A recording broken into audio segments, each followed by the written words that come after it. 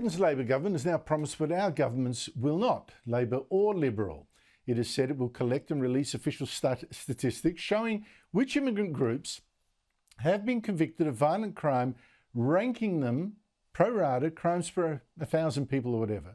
Now, Denmark has done that and has found that the top countries are mostly Muslim. In fact, looking at the full list, when you see that Muslim countries are in red, you will see the pattern, which nationalities, which immigrant groups are most likely to commit crime there. Now, Britain's Telegraph newspaper tried a similar unofficial exercise of crime rates, the countries whose immigrants commit the most crime in Britain and Wales per 1,000 people, and there's a similar picture looking at a map of where they come from. You can see, obviously, Middle East, North Africa, and also Central Africa in particular.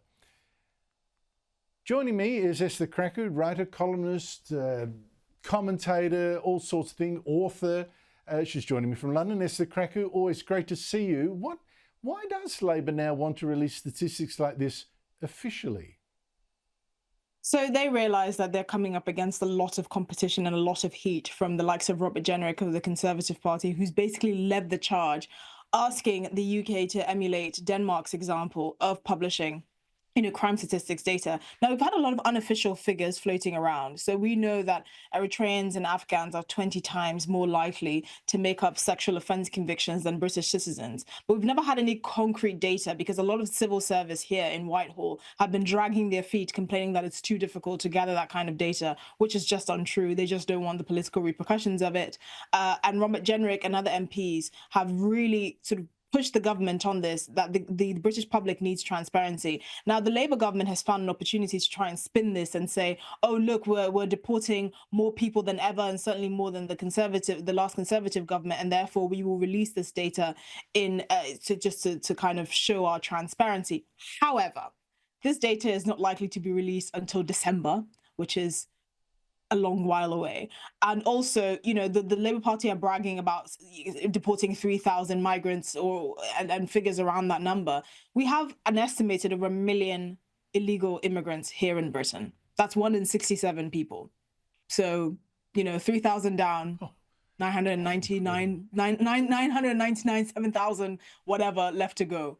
But they're just using this as a ploy to try and get the Tories off their back. But it's not really going to work because you can't tell people that what they're seeing before their very eyes is not true. Clearly, there is a pattern. If you're looking at a lot of sort of the especially driving crime that's going on, so young men speeding and killing people and engaging in unlawful driving, they mainly come from South Asia and the Middle East.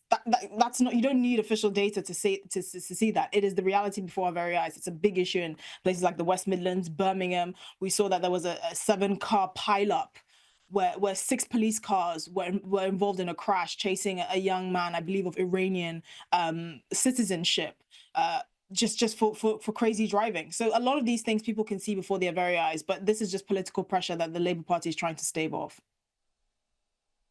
For the Australian viewers, I should point out that South Asian in English terms means Pakistan, Bangladesh and India. Esther, in Australia, similar numbers, statistics have been very, very rarely released.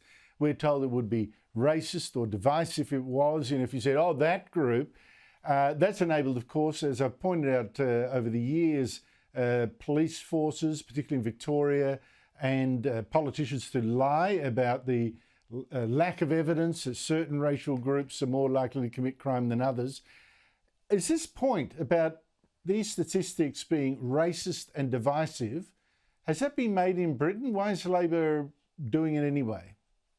It has certainly been made in Britain. I mean, you'll not be surprised that one of the most disgusting quasi-defenses of the Pakistani grooming gangs here in Britain has been mainly from people of the left saying, oh, but white people are still more likely to be part of grooming gangs.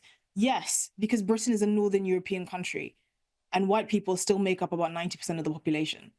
There's no reason for one group from South Asia to be overrepresented in orders of magnitude in a heinous crime, which involves the underage abuse and rape, gang rape of literally children.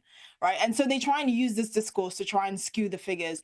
But the reality is, if certain groups are overrepresented in certain crimes, the onus is on society to look at that. But because that's an uncomfortable conversation, because they're going to be asking the government, why are we seeing this overrepresentation of particular groups in particular crimes? What are you doing about it? Why have we had an influx of people from certain parts of the world that seem to account for most of, for example, Islamist radical extremism and terrorism in this country? Then that's an uncomfortable conversation for the government to have, because then they would have to admit that they've had virtually no oversight, that the weak immigration laws have allowed for chain immigration from parts of the country whose values are fundamentally incompatible with the British public, and that the British authorities don't have the teeth to really nip it in the bud. I mean, there's been so many cases of people that have been referred to the PREVENT program, which is Britain's anti-terrorism program led by the Metropolitan Police, and they seem to pop up. The Manchester bombings individual, him and his brother were referred to PREVENT, and they were still allowed to carry out those attacks. Axel Rudikabana, the Southport killer, Abdul Azidi, who was not even allowed to sit in a church by himself and had been denied asylum 3 times, an Afghan national who was not allowed to return back home because, he suddenly converted to Christianity from Islam. These are all people that were on the radars of our authorities, and yet nothing was done. So these are the kinds of things that will show how incompetent our government and public authorities have been in keeping the British public safe. And of course, it will force a radical rethink about immigration policies from which part of the world. And it'll talk, people will talk more about cultural compatibility, which is just such a no-go zone at the moment, and I think suicidally so. Esther Krakue, always great to talk to you. Thank you so much for your time.